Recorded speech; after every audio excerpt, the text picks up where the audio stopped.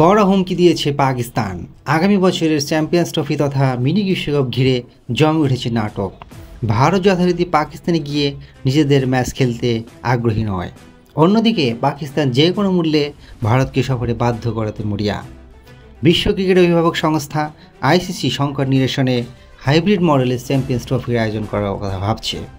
গত এশিয়া কাপেও এমন চিত্র দেখা যায়, যেখানে ভারত পাকিস্তানে না গিয়ে নিজেদের ম্যাচগুলো খেলেছিল শ্রীলঙ্কায়।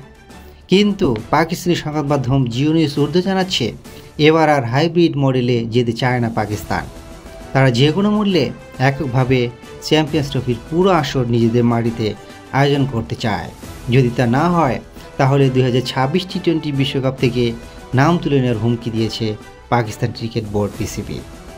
আগামী 19 থেকে 22 জুলাই কলম্বোয় আইসিসির বার্ষিক বৈঠক বসবে।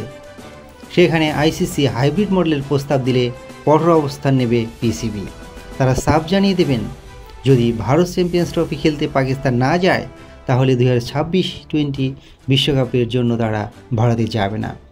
উল্লেখ্য, ভারতের মাটিতে গত বছরের ওয়ানডে বিশ্বকাপেও আগেও একই হুমকি দিয়েছিল পাকিস্তান।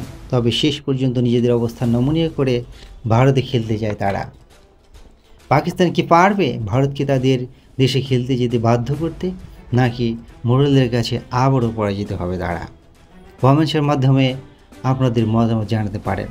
ভারত বনাম পাকিস্তান, ভারত বনাম বাংলাদেশ, নাকি পাকিস্তান বনাম বাংলাদেশ, কোন দু দলের ম্যাচ বেশি জমে ওঠে বলে আপনি মনে করেন?